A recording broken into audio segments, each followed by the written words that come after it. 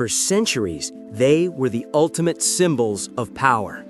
Impenetrable fortresses of stone and fear designed to withstand any army that dared to challenge them.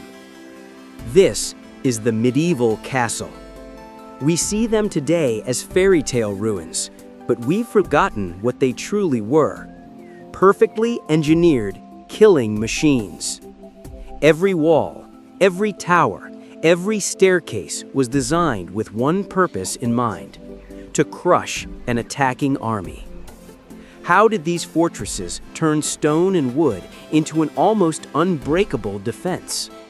How did they create overlapping fields of fire, turn their weakest points into deadly traps, and use simple geometry to gain a life or death advantage? This wasn't just architecture, it was the science of survival.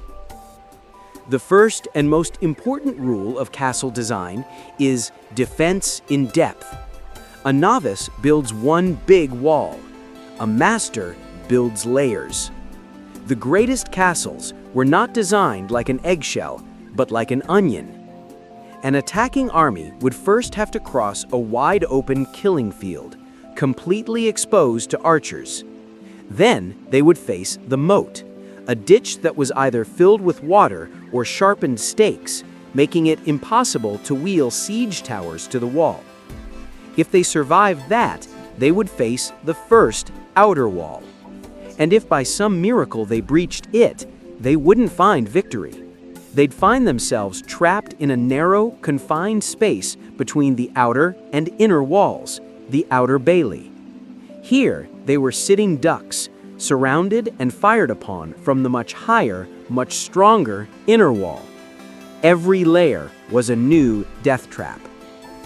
Early castles had square towers, but attackers quickly learned to exploit their weakness: the corners.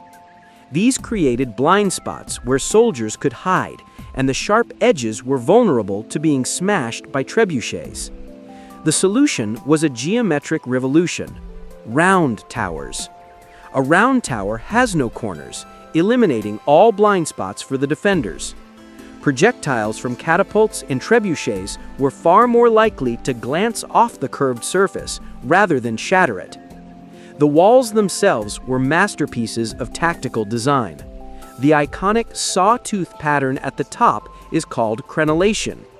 It allowed archers to fire through the gaps, or crenels, and then immediately step behind the solid stone merlons for total protection while they reloaded.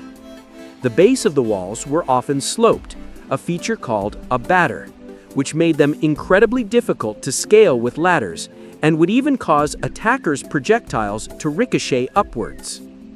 Every castle designer knew that the main entrance was the most vulnerable point, so they didn't just fortify it, they turned it into the deadliest part of the entire fortress. An attacker approaching the gatehouse first had to cross a drawbridge, all while being fired upon from above. If they broke through the outer door, they would be met with a portcullis, a heavy iron gate that could be dropped in seconds. But the real genius was that there was often a second portcullis behind the first. If the attackers were trapped between the two, they were now in a small enclosed courtyard known as the killing zone. Above them were small openings in the ceiling, grimly named murder holes. Through these, defenders could drop rocks, boiling water, hot sand, or quicklime onto the trapped soldiers below, with no way for them to fight back or escape. The gate wasn't a weak point, it was a baited trap. The genius of castle design extended to the smallest details. Take the spiral staircases. In almost every castle, they ascend in a clockwise direction. This was a deliberate design choice. Most soldiers were right-handed, so for the attacker coming up the stairs, their sword arm would be crammed against the central pillar, severely restricting their ability to swing their weapon. Meanwhile, the defender coming down the stairs had their sword arm free on the wider outer edge, giving them a huge combat advantage. They even weaponized the steps themselves. Many castles featured trip steps, stairs that were deliberately built with slightly different heights and widths. For the defenders who knew the layout, it was no problem. But for an attacker rushing up the stairs in the dark, a single misstep could send them tumbling backwards, creating chaos for the soldiers behind them.